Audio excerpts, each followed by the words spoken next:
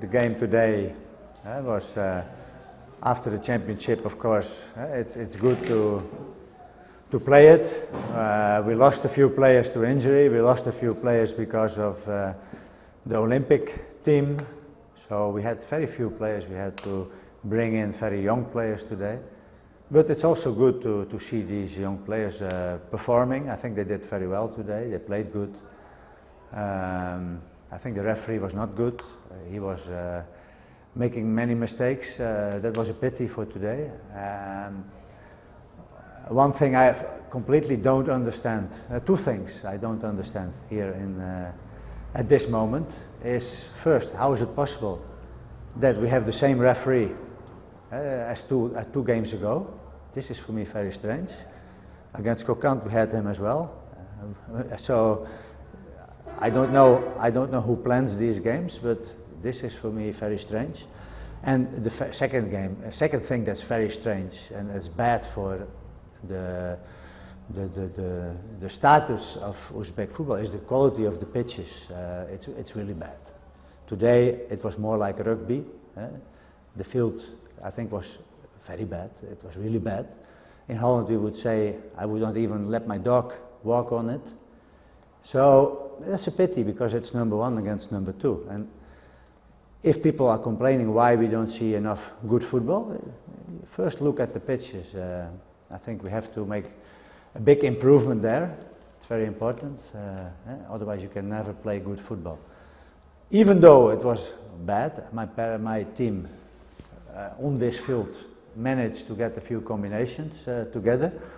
So I was positively surprised about that. And yeah, again, I wish Sogdiana all the best for the last games. It's important for them. And for us, yeah, we also want to give the young boys, the young players, a good chance. And I hope that the injured players will be back soon. And I hope that the Olympic team will play very well against Saudi Arabia. This is also important for the experience of these players. So, yeah, overall, I think it was an exciting afternoon.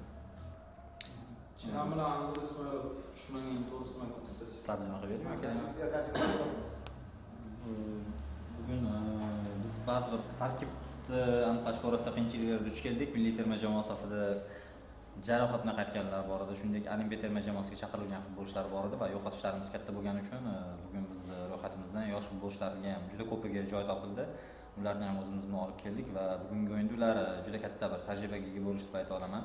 Ular uchun muhim o'yin edi. Aynan shu kabi o'yinlarda o'sib borishadi va Sog'diyonaga qarshi yomon o'ynashmadi deb o'ylayman. Jiddiy raqibga qarshi juda ham yaxshi harakat qilishdi va men uchun yoqimli tarafi juda ham yaxshi bo'lmagan maydonga qaramasdan biz bir necha marta chiroyli kombinatsiyalarni uyushtira oldik. Shu o'zimizga xos uslubda yerdan uzatmalar berib va bu men uchun juda ham yoqimli bo'ldi. Jamoam baribir o'sha futbolni o'ynashga harakat qildi. Afsuski menga yoqmagan ikkita holat bo'ldi. Buni albatta aytib o'tishim kerak. Birinchisi 2 tur oldin ushbu hakam bizni adashmasam Qo'qonda o'yinimizni boshqarib borgandi va bugun yana shu hakam o'yinga tayinlangan va bu kabi tayinlovlarni 3 turda 2 marta bir hakamni Paxtakor ishtirokidagi 2 ta safar o'yinga ketma-ket tayinlanishlar qanaqangi amalga oshirilgan, bundan juda ham hayronman. Bunga tushunmadim men. Tayinlovni kim qanaqa uslubda amalga oshiradi? Ikkinchidan esa juda ham yomon maydonni ta'kidlab o'tgan bo'lardim. Bu shunchaki yomon emas, balki juda va juda yomon maydon.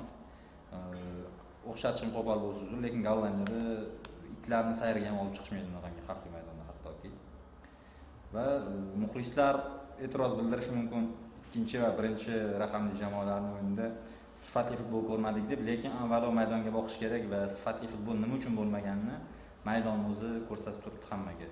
Maydon bo'lmasa hech qanaqangi sifatli futbolni o'sishi bo'lmaydi. Futbolni o'sish uchun birinchi o'rinda biz qilishimiz kerak bo'lgan eng elementar narsa bu maydonning holatini yaxshilash. Umid qilamanki, bu borada ishlar amalga oshirilib boriladi. Sog'diona jamoasiga keyingi o'yinlarda omad tilayman. Ularni juda ham muhim 3 o'yin kutyapti. Ular ham o'z vazifalarini uddalashga harakat qilishyapti. Bizning oldimizda ham 3 o'yin bor va biz o'sha chempionlikni qo'lga kiritgandan keyin biroz yoshlarga ham e'tibor beramiz, yana ham ko'proq. Qolaversa, umid qilaman keyingi o'yinlarga tarkibdan jarohatlangan futbolchilar ham safga qaytadi va Olimpiya terma jamoasi safida Saudiya Arabistoni, Bangladesh, Kuvaytga qarshi o'ynaydigan futbolchilar ham safga qaytishadi. Ular uchun ham bu xalqaro tajribaga ega bo'lishda juda ham muhim. Shu. Umuman ko'p xorijlik murabbiylar, misol uchun Kerak yoki Bunday Shotargaladze maydon sifatiga va hakamlarga asosiy e'tibor qaratishadi, e'tirozlar bo'yicha. Umuman o'zbek futbolida hakamlarni balki qanaqa bir oldingi o'zlari o'ynagan championatlar bilan solishtirsalar, to'g'ri hakamlarga murabbiy sifatida emas, uni mutaxassis sifatida bugungi o'yin uchun emas, umumiy baho berish, shuncha yillik faoliyat davomida o'sish bo'ldimi kelganlaridagi hakamlik bilan hozirgi hakamlik?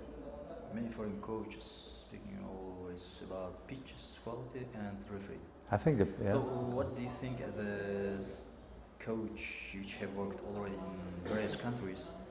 Can you compare Uzbek referees' quality with other countries which you have been? I think the referees in general are not bad in Uzbekistan. For me, the only thing is, why is there not a VAR at every game? I think already bringing in the VAR in the games helps the referees also. The referee now have, here, show the VAR. The first goal we make, if we have the VAR, it's a goal. Yeah. So then you have no problem. So I would hope that to make it easier for the referees, especially when you play away games. Everybody wants to win from Paxtakor, everybody is fired up, and the referee many times loses the control and gives yellow cards, reacts to the public. Whenever somebody falls, it's a free kick. The only way Sogdiana today can score is from a free kick or from a corner kick. So the only thing they do is dropping on the floor and getting free kicks. So, and they score also from that. So, if you have a VAR, then at least the referee can say, okay, look, we have a look on the VAR. Yes, no, okay, yes, no, okay, go, give it. So this is important. The second one is for the whole status, the field is for the whole status of the Superliga. If you really love your football, if you really evaluate it, you make sure you have a good field. This is pride. Pride, every club. I would be embarrassed if I had this field. I would be very embarrassed as a club. So this is something that also has to be controlled from upstairs. Last year we had the rule that they all had to have a new field. Last year was very good. Every field was good. In general was very good. And this year they're all bad again. How come? So this is, I think, a matter of pride, a matter of love for football.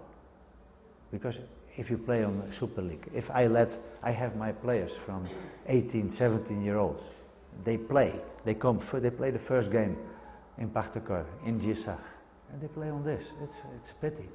If you play Superliga, you play good, the quality, and then everybody can play quality, because I tell you, there is a lot more talent in Uzbekistan than everybody thinks. But the talent cannot show its quality if you can only kick the balls forward, because on this field, that's the most easy thing to do. Hakamlik borasida gapiradigan bo'lsam, umumiy darajasi yomon emas, lekin ularga masalan bizda hozir VAR bor, lekin nima uchun hamma o'yinlarda bu qo'llanilmayapti, ishlatilmayapti, hayronman. Bu ularga yordam berish mumkin bo'lgan, o'yindagi qo'pol xatolarni kamaytirish mumkin bo'lgan eng yaxshi vosita. Lekin nima uchun hamma o'yinlarda ham bu yo'q? Bu ham tushunarsiz. Men xohlagan bo'lardim, hamma o'yinlarda ishlatilsin VAR va hakamlar o'sha har bir qarorini to'g'riligiga ishonch hosil qilishi mumkin. Shunda noto'g'ri qarorlar ham bo'lmaydi. Va agar bugungi o'yinda ham VAR bo'lganda, biz birinchi urgan golimiz o'sha vaziyatda yon hakam ofsayd ko'tardi, u toza gol. VAR bo'lganda shu golimiz hisobga olingan bo'lardi va o'yin o'zi ham boshqacha ketishi mumkin edi. Lekin shu hakamlarning saviyasini o'stirish uchun, ularning xatolarni kamaytirish uchun VARni ishlatish kerak deb o'ylayman. Umumiy saviyasi yomon emas umuman olganda.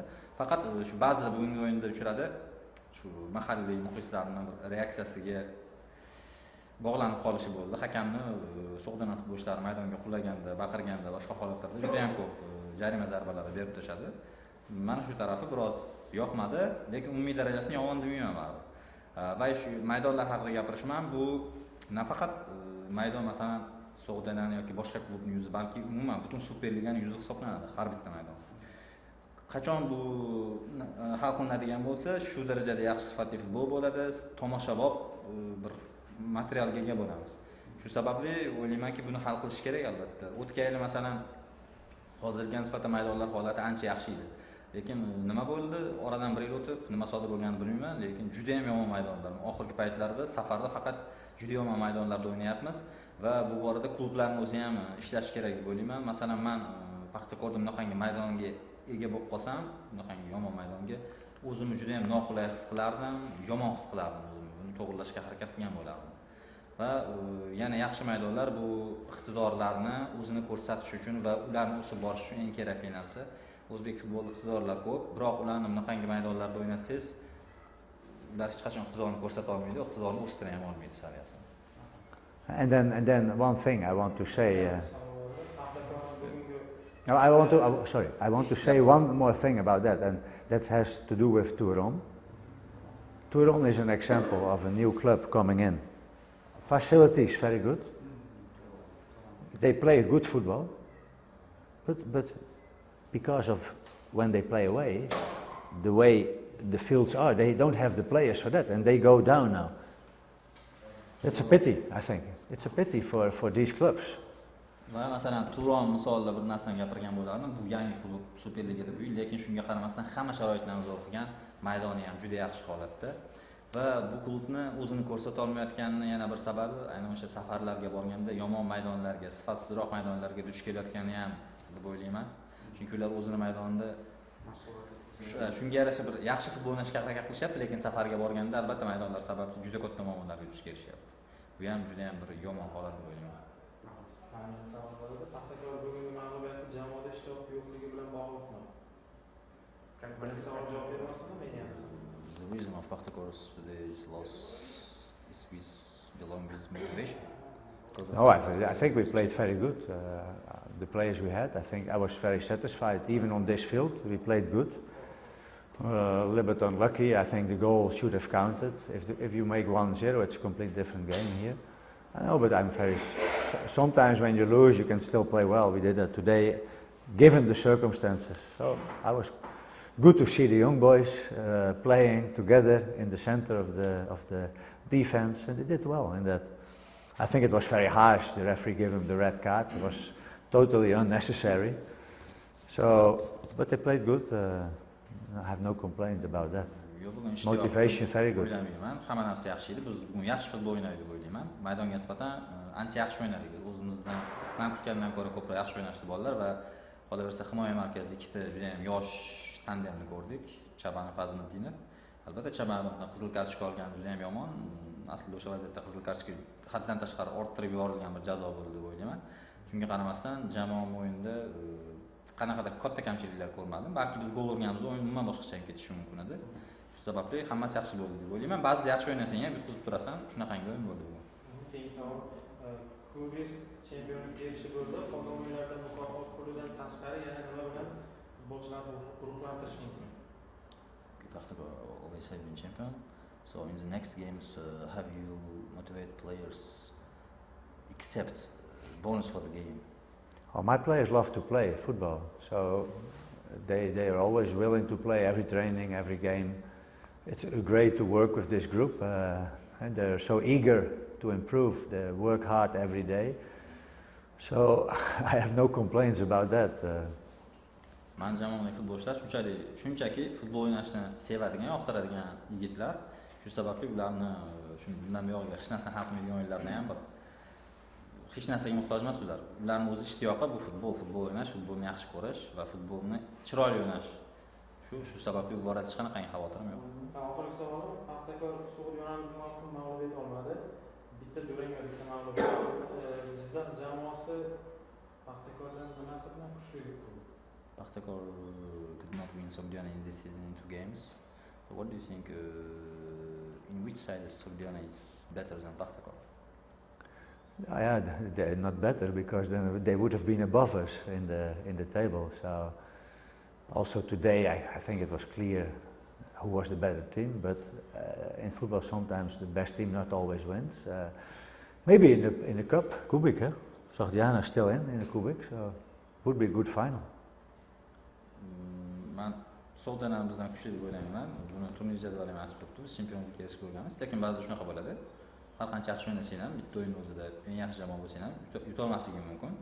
Va agar biz O'zbekiston Kubogida finalda duch kelishimiz mumkin, so'g'dan bilan agar duch keladigan bo'lsak, kuchligimizni ko'rsatishga harakat qilamiz va juda ham yaxshi final bo'ladi degan umiddaman. Negizda Sharof Budinov to'g'risida savollarimiz bor. Shu futbolchidan jalb qilingan, lekin Liga chempionati o'zini juda chiroyli ko'rsatdi. Superliga doirasida zaxirada qolib ketdi. Bu nima bilan bog'liq? You signed with Sharof Muhiddinov in the beginning of season. He showed very good performance in FC Champions League, but he had no playing time in Super League, much more time. No, we have many good midfielders. I'm lucky with that. For me, very important to have good midfielders. So Sharof fights hard. He plays sometimes like today. He plays left fullback, so he can play in more positions. And the good thing about him is always positive. He always is ready when we need him. So, but we have a lot of competition for the midfield places. Shunchaki yarim himoyamizda raqobat kuchli. Shu sababli hammada ham ma'lum bir paytda o'ynagan vaqtlari bo'ldi. Sharofda ham shunaqa bo'ldi deb aytish mumkin. Va qolaversa ba'zi o'yinlarda undan chap qanot himoyasidan ham foydalandik. Bu taraflama Sharofning jamoamizda borligi yaxshi, universal, ko'p joylarni yopib tura oladi. Shunchaki yarim himoyada bizda raqobat kuchli. Shu sababli har bir futbolchida ko'proq asosiy tarkibda o'ynagan paytlari bo'ldi. Men bu birinchi bergan savolim shuncha bilan qoldi. Anzur Ismoilov va Chiran zaxirada qolib ketgan o'yinda qisqacha. Why didn't see Anzur Ismoilov and Chiran today? They were both injured. Ikkalasi ham jarohatlangan shu sababli. But I took them on the bench. I took them on the bench to help the. But what I like to do then is put them in the group, put them on the bench, so they can help the substitutes. They can help the young players. They support the team. And that's why they were still at the team, but they couldn't play today. Ular bari o'yna olmasdi, o'yinni oldi aniq edi. Shunchaki zaxiradagi futbolchilarga, jamoaviy muhitga yordam berish uchun ularni Jizzaxga olib kelgandik. Yosh futbolchilarga maslahatlar bilan yordam berish uchun. They have to learn already to think a little bit like coach, motivation, tactics. Ular murabbiylar kabi biroz o'ylash kerak, zaxira o'yinida ishtiyoq, taktik, texnik tarafdan. Bitta savol borda, Paxtakor chempion, biz tan olamiz. Sodiana ikkinchi o'ringa loyiqmi? What do you think Sodiana is deserved for second place in Super League? So, if you're in second place and you have enough points, you deserve it. That's how it works. They started very good. Every club in the season have a little bit up and down. Xyuistra have that, Nasaf have that. So it will be three interesting.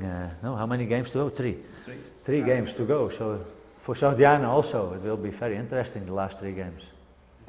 Albatta javob oddiy, agar san jamoaga ochkolaring ikkinchi o'ringa yetarli darajada bo'lsa, demak ikkinchi o'ringa san loyiqsan degani futbol bo'lishi shunaqa.